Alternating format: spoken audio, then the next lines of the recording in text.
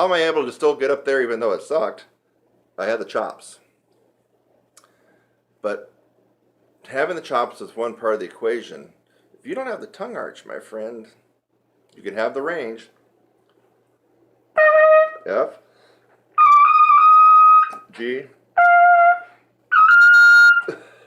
weak, kind of brittle sounding, stiff sounding, not that powerful, but I can get those notes. That proves to you right there that if you're still not doing some things right, that you can still gain some altitude just by developing your chops, but that's not going to be the panacea.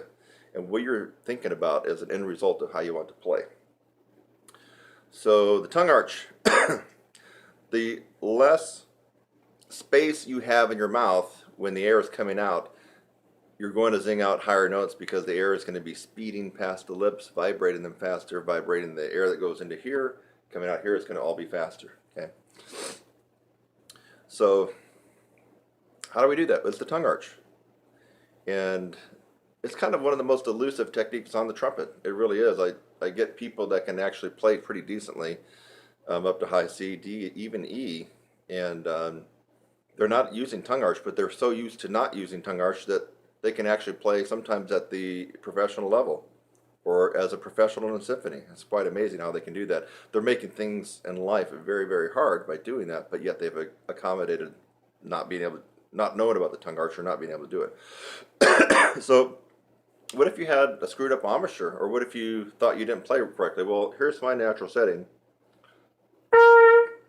What if I played poorly? Let's move this mouthpiece over a little bit. There we go, see it?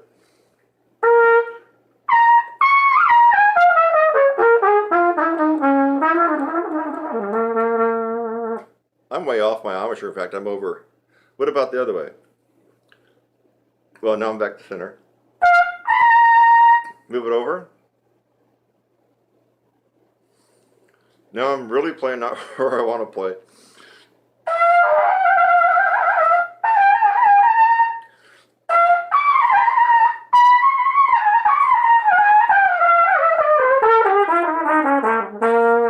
I can still do it, but it sucked that on that one side compared to the other.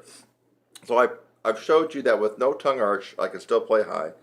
Playing on a totally screwed up embouchure, one side to the other like that, I can still play some, actually into the upper register above high C.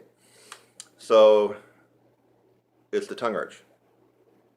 Tongue arch. So quit looking at whether or not you got a bad embouchure, a defective embouchure, whether or not you think that you're playing a little off center and your teacher's on you for that. Or you play too high, play too low. You can work on that stuff later, but that's not your problem. The problem is tongue arch, especially if you've got the other part handled, the musculature of the embouchure and the strength. But a lot of people don't got that handled either. But it's the tongue arch. With the tongue arch, you can do quite amazing things. So if you can play high B flats, B's, and C's with the perfectly executed and advanced tongue arch, that those high C's automatically turn into E's and F's with no change in the musculature and the strengthening of the embouchure here. Tongue arch works wonders. That's the second reason that you can't play that. And if it's the second reason, or it's the second place why almost all brass players can't get altitude and can't have good endurance. It seems to be mystical and ambiguous, foggy, murky, unclear what the tongue arch really is. But basically, if you can take the tip of your tongue, that's the tip. Take it and put it under, behind your teeth, your lower teeth. Here's upper, lower. Take the tip, go down, anchor it. I have the tip anchored right at the bottom of my lower teeth, where the teeth kind of almost turn into the gums, right at that gum line, or you run out of teeth, and you can feel the wet gum. That's where you anchor the tip of your tongue. Yeah.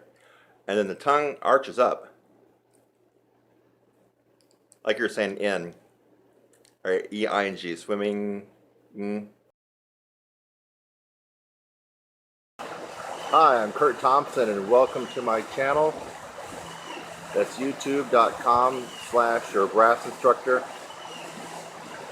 thanks for just watching the video that you did.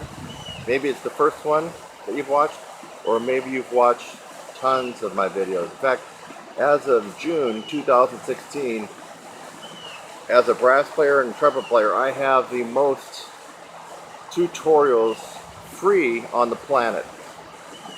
I have over 600 videos on my YouTube channel currently, all free.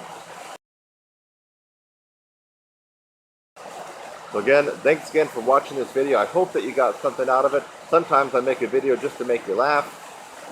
A lot of times I make a video to educate you on something and maybe even help solve a problem.